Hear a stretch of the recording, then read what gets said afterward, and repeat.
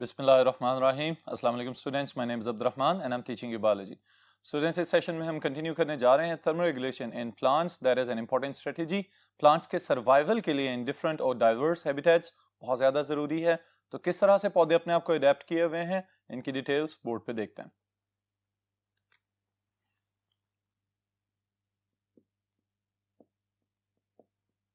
Alright students,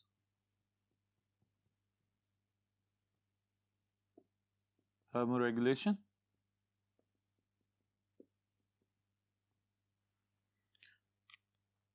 जी students, thermoregulation यानी कि किसी भी लिविंग ऑर्गेनिज्म का बैरूनी दर्जा हरारत वाली तब्दीलियों के लिहाज से अपने आप को अंदरूनी तौर पे तब्दील कर लेना ताकि वो अपने सर्वाइवल को मुमकिन बना सकें। This is known as thermoregulation. अब इस थर्मोरेगुलेशन के साथ ही आपने ये याद रखना है कि एनिमल्स के पास तो एक जबरदस्त किस्म का कंट्रोल सिस्टम मौजूद है जो रिसेप्टर्स और फिर प्रोसेसर्स या कंट्रोल सिस्टम और फिर इफेक्टर्स पे मुश्तमिल है। तो प्लांट्स किस तरह से इस तरह की तब्दीलियों को डिटेक्ट करते हैं और फिर उन्हीं के लिहाज से रिस्पॉन्सेज देते हैं, इसको हम डिफरेंशिएट कर लेते हैं according to the high temperature and low temperature. तो इससे क्या मुराद है कि पौधे बुनियादी तौर पे दो तरह की स्ट्रेसेस को बर्दाश्त करते हैं या उसका सामना करते हैं। एक में हाई टेम्परेचर कंसीडर किया जाएगा और दूसरे में लो टेम्परेचर कंसीडर किया जाएगा। So the first one is thermoregulation in high temperature.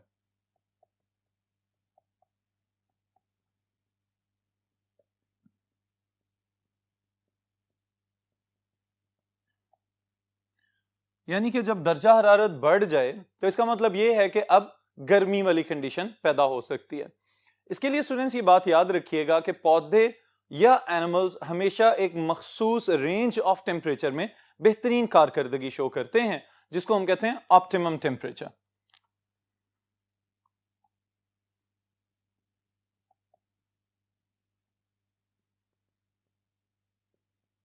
Optimum temperature इसको डिफाइन करें अगर, temperature at which plant metabolism shows its best performance। जी स्टूडेंट्स, यानी वो दर्जा हरारत जहां पे तमाम के तमाम मेटाबॉलिक रिएक्शंस बेहतरीन कारकर्दगी दिखा रहे हैं, इसको हम कहेंगे optimum temperature.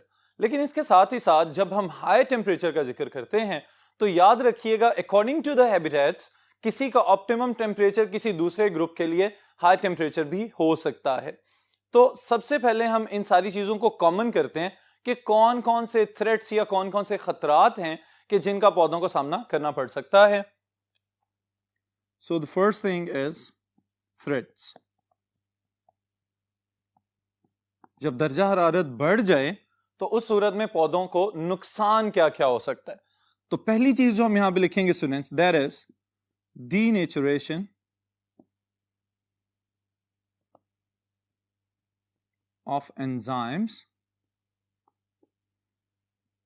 And vital molecules. All right, and then restriction or stopping of metabolic reactions। जी स्टूडेंट्स, यानी दो तरह के खतरात हमें यहां पे फील हो रहे हैं कि जब दर्जा हरारत बढ़ेगा तो प्रोटीन्स डीनेचर हो जाते हैं, और प्रोटीन्स के एतबार से आपको याद होना चाहिए the most important catalytic proteins they are enzymes. अगर एंजाइम्स डीनेचर हो जाएंगे तो इसका मतलब यह है कैटाबॉलिक और एनाबॉलिक दोनों तरह के रिएक्शंस मुतासिर होंगे और उसी की वजह से फिर प्लांट की ओवरऑल परफॉर्मेंस यानी कि पूरे का पूरा मेटाबॉलिज्म डिस्टर्ब हो सकता है, और उसकी डिस्टर्बेंस की वजह से पौधा जो है वो या तो मुरझा जाएगा वक्ती तौर पे या फिर ये भी मुमकिन है कि उसकी मुस्तकिल तौर पे डेथ हो जाए। तो इसके लिए रेमेडीज या एडेप्टेशंस अल्लाह ताला ने क्या क्या दी हुई हैं इनको कि पौधे हाई टेम्परेचर पे गुजारा कैसे करें।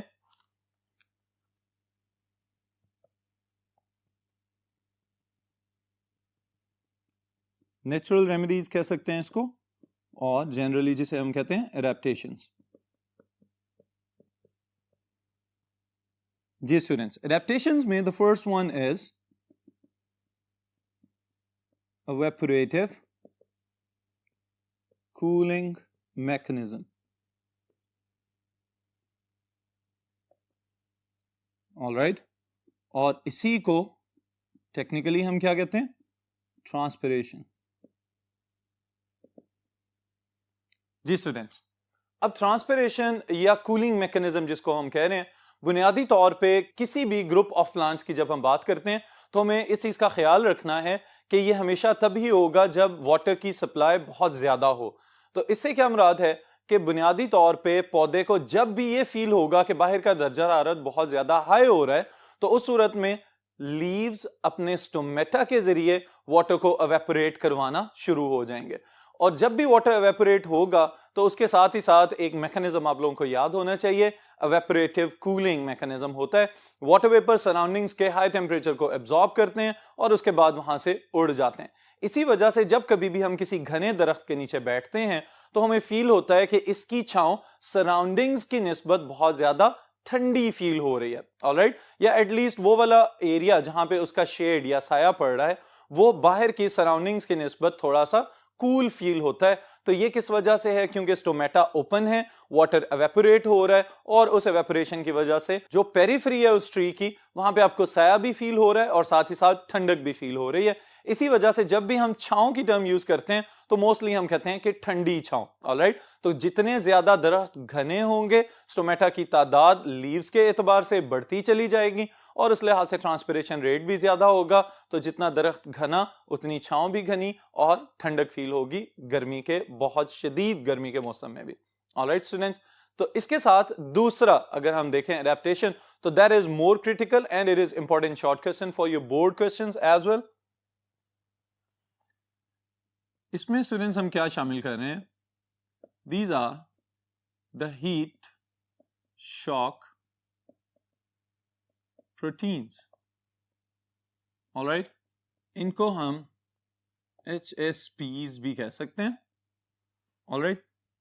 जी स्टूडेंट्स, हीट शॉक प्रोटीन्स, अब इनके नाम से आपको पता चल रहा है कि chemically they are made up of proteins. अब अगर प्रोटीन्स हैं, अमीनो एसिड्स पे मुश्तमिल हैं, पॉलीपेप्टाइड चेन्स हैं, but how they are different from other proteins. तो इसके लिए स्टूडेंट्स यही इनकी सिग्निफिकेंस है कि बुनियादी तौर पे मोलेकुलर लेवल पे जब स्टडी किया गया तो पता चला कि हाई टेम्परेचर पे जहां बाकी प्रोटीन्स डीनेचर हो जाती हैं, ये वाली प्रोटीन्स वहां पे एक खास किस्म का सिग्नलिंग मैकेनिज्म डेवलप करती हैं। इसके साथ ही साथ इन्होंने दो काम करने होते हैं। दो काम कौन कौन से करने हैं? एक तो सेल के इंटरनल साइटोसोल वाले रीजन को प्रोटेक्ट करना है, उसके साथ ही साथ जो ऑस्मोटिक रिसेप्टर्स वगैरह या हाइपोऑस्मोटिक और हाइपर ऑस्मोटिक कंडीशंस को रेगुलेट करने वाले जो प्रोटीन्स हैं उनके साथ भी इन्होंने कम्युनिकेट करना होता है, ताकि पानी की आमदो रफ्त यानी उसकी इनकमिंग और आउटगोइंग जो है वो चलती चली जाए, सोल्यूट्स को बचा लिया जाए। और सबसे इंपॉर्टेंट चीज वो एंजाइम्स जो साइटोप्लाज्म में मौजूद हैं, जिन्होंने बाद में उसी सेल को रिवाइव करवाना है जैसी फेवरेबल कंडीशंस आएंगी। तो उस सूरत में जो प्रोटीन सबसे ज्यादा कारआमद हैं, they are the heat shock proteins. Alright students, आपकी किताब में जो डेफिनेशन इस्तेमाल की गई है उससे हमें यही फील होता है कि ये पूरे के पूरे सेल के इंटरनल कंपार्टमेंट्स को प्रोटेक्ट कर रहे हैं। ना सिर्फ इंटरनल सेल्स को प्रोटेक्ट करते हैं बल्कि एट द सेम टाइम जो मेम्ब्रेन के अंदर स्पेशलाइज्ड प्रोटीन्स हैं उनके साथ भी सिग्नलिंग रिस्पॉन्सेस चलते रहते हैं, जिसकी सूरत में पौधा जो है वो इंतहाई हाई टेम्परेचर या अनफेवरेबल कंडीशन में सर्वाइव करने के काबिल हो जाता है। ऑलराइट स्टूडेंट्स, और फिर ना सिर्फ प्लांट्स में मौजूद हैं बल्कि कुछ एनिमल्स में भी इनको ऑब्जर्व किया जा चुका है। So heat shock protein is an important short question, तो इसकी तैयारी अच्छी तरह से कीजिएगा। यहां पे हाई टेम्परेचर की बात खत्म हो जाती है। Then is about the low temperature.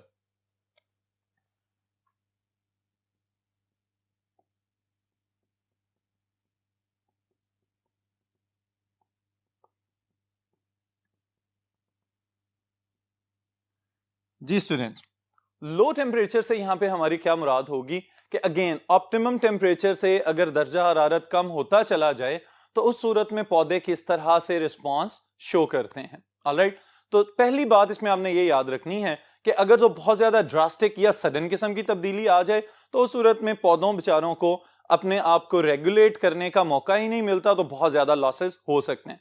लेकिन वो पौधे जो नेटिव हैं सर्द इलाकों से, खास तौर पे वो जगह जो पहले ही हाई एल्टीट्यूड्स या बुलंदियों पे मौजूद हैं और वहां पे पौधे साल का काफी हिस्सा बर्फ से ढके रहते हैं, वहां पे स्पेशलाइज्ड एडेप्टेशंस हमें नजर आती हैं। और सबसे पहले कौन कौन से थ्रेट्स हैं कि जिनका सामना करना पड़ता है, फिर उसके सॉल्यूशंस या रेमेडीज की तरफ हम आएंगे। तो the first thing is the threats again, या डेंजर्स जिनका सामना करना पड़ रहा है। जी students, the first part is fluidity of membranes। जी, फ्लूइडिटी ऑफ मेम्ब्रेन से क्या मुराद है? अब स्टूडेंट्स, आपको अगर याद हो, the plasma membrane is made up of proteins and phospholipids. Alright, phospholipids जो हैं, जैसे ही दर्जा हरारत कम होना शुरू होता है तो उस सूरत में फॉस्फोलिपिड्स जो हैं ये बहुत ज्यादा क्लोजली पैक होना शुरू हो जाते हैं। इनकी क्लोज पैकिंग की वजह से जो फ्लूइडिटी है वो मुतासिर होती है और मेम्ब्रेन्स रिजिड होना शुरू हो जाती हैं, यानी कि सख्त होना शुरू हो जाती हैं। ऑलराइट, तो इस चीज को हम कहते हैं कि the fluidity of the membranes is Altered, यानी कि मेम्ब्रेन्स जो है वो सख्ती की जानिब जाना शुरू हो जाती हैं। इसको मैं मुकम्मल कर दूं।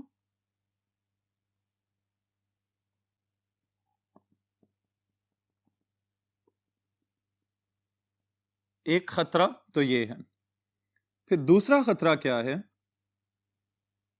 इंतहाई कम टेम्परेचर पे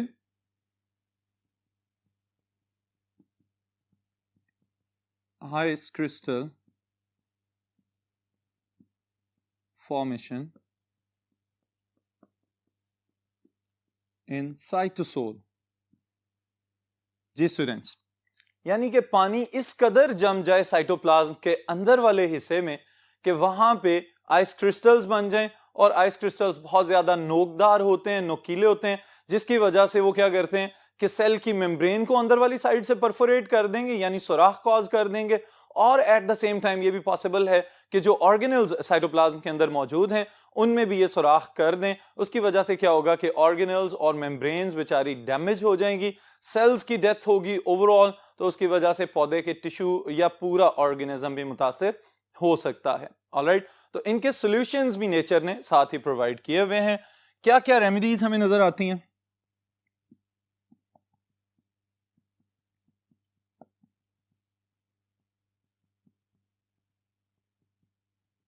एडेप्टेशंस।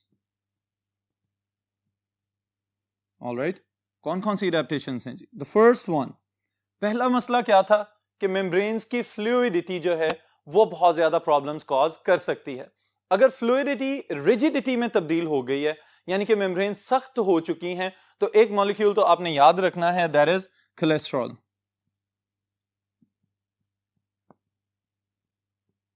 जी स्टूडेंट्स, आप लोगों को अगर मॉलिक्यूलर स्ट्रक्चर प्लाज्मा मेम्ब्रेन का याद है जो आपने पार्ट 1 में पढ़ा हुआ था, तो बहुत अच्छी बात है।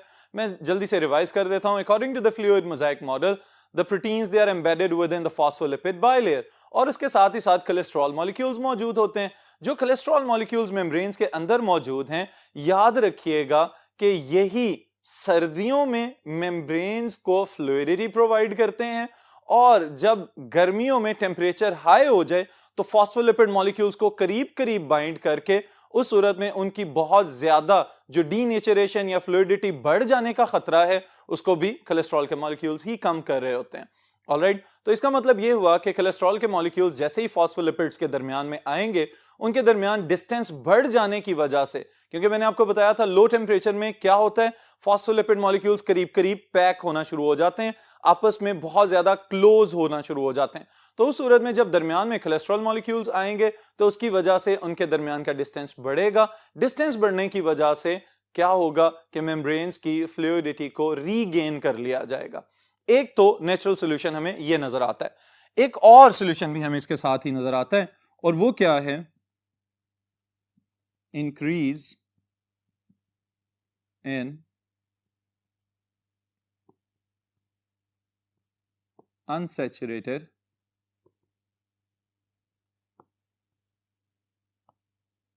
Fatty acids. जी स्टूडेंट्स, फैटी एसिड्स आपको याद तो होंगे सैचुरेटेड और अनसैचुरेटेड। सैचुरेटेड फैटी एसिड्स जिनमें कोई भी डबल बॉन्ड हमें नजर नहीं आता, और अनसैचुरेटेड फैटी एसिड्स जिनकी चेन्स में हमें डबल बॉन्ड्स नजर आते हैं। Again the focus is on the phospholipid molecule. Phospholipid molecule जो है इसके हेड के साथ जो टेल वाला स्ट्रक्चर अटैच्ड है स्टूडेंट्स, याद रखिएगा अगर तो इसके पास सैचुरेटेड फैटी एसिड्स मौजूद होंगे तो वो टेल्स बिल्कुल स्ट्रेट होती हैं, जो कि अगेन फॉस्फोलिपिड मॉलिक्यूल्स को टाइटली पैक करवा देती हैं। लेकिन अगर अनसैचुरेटेड फैटी एसिड्स की मिकदार में इजाफा कर लिया जाएगा तो उस सूरत में डबल बॉन्ड्स की तादाद बढ़ जाएगी। डबल बॉन्ड्स की तादाद बढ़ते ही जो फॉस्फोलिपिड्स की टेल्स हैं वो बेंड होना शुरू हो जाती हैं या उसमें कर्व्स आना शुरू हो जाते हैं।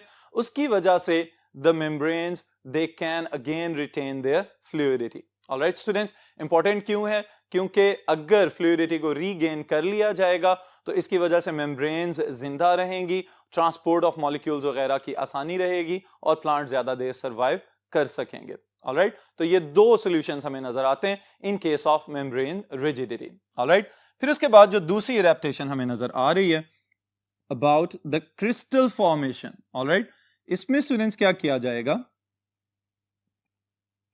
High solute concentration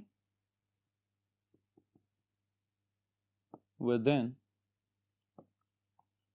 cytosol। जी, अब स्टूडेंट्स यहां पे हमें थोड़ा सा अपनी डेली लाइफ की तरफ जाना पड़ेगा। हमारे इर्द गिर्द बहुत सारी ऐसी जगह हैं जहां पे कमर्शियल आइस प्रिपरेशन चल रही होती है जिसे हम बर्फ खाने बोलते हैं।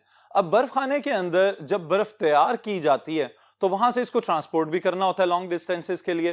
तो तैयारी के दौरान समटाइम्स या बल्कि ऑलमोस्ट ऑल द टाइम्स उसमें सॉल्ट ऐड कर दिया जाता है। नमक मिक्स करने का बुनियादी तौर पे इसकी वजह या इसका रीजन क्या है कि जैसे ही इसमें सोल्यूट्स ऐड किए जाएंगे तो इसका मेल्टिंग पॉइंट पहले की निस्बत लो हो जाएगा, तो लॉन्ग डिस्टेंस ट्रेवलिंग के दौरान बर्फ के पिघलने की जो प्रोबेबिलिटी है या जो स्पीड है वो निस्बतन कम हो जाएगी। ऑलराइट, तो यही तरीका कार हमें नेचर में भी ये सेल्स अपनाते हुए नजर आ रहे हैं। हमने कहा था कि खतरा क्या है कि आइस क्रिस्टल्स चूंकि बहुत ज्यादा एंगुलर कॉर्नर्स वगैरह उनके बन रहे होते हैं तो उस सूरत में वो मेम्ब्रेन्स और ऑर्गेनेल्स वगैरह को डैमेज कर सकते हैं। तो सेल्स, ऐसे प्लांट्स के सेल्स जो पहले से ही बर्फ वाले इलाकों में रह रहे हैं, उनके अंदर नेचुरली एक और एडेप्टेशन हमें नजर आ रही है। और वो एडेप्टेशन क्या नजर आती है कि ये अपने साइटोसोल के अंदर सोल्यूट कॉन्सेंट्रेशन बढ़ा लेते हैं। सोल्यूट कॉन्सेंट्रेशन बढ़ा लेने की वजह से दर्जा हरारत अगर -10 या इससे भी गिर जाता है तो उस सूरत में साइटोसोल के अंदर सुपर कूल सॉल्यूशन तो जरूर बनेगा, लेकिन सुपर कूल सॉल्यूशन बन जाने के बाद आइस क्रिस्टल फॉर्मेशन बनने के चांसेस कम हो जाते हैं। ऑलराइट स्टूडेंट्स, तो ये नेचुरली कुछ थ्रेट्स और उसके साथ ही साथ इन्हीं फ्लक्चुएशन से निपटने के लिए अल्लाह ताला ने जो एडेप्टेशंस इन पौधों के दी हुई हैं, ये पौधे उन सारी एडेप्टेशंस को अपनाते हुए बहुत ज्यादा डाइवर्स हैबिटेट्स में सर्वाइव कर रहे हैं। ऑलराइट, आपके लिए heat shock protein is an important short question, और उसके अलावा ओवरऑल जो है ये शॉर्ट क्वेश्चन के लिए भी आप लोग प्रिपेयर कीजिए और लॉन्ग क्वेश्चन के लिए भी इसको तैयार करें। फिर इंशाअल्लाह ताला नेक्स्ट सेशन में नेक्स्ट टॉपिक के साथ मुलाकात।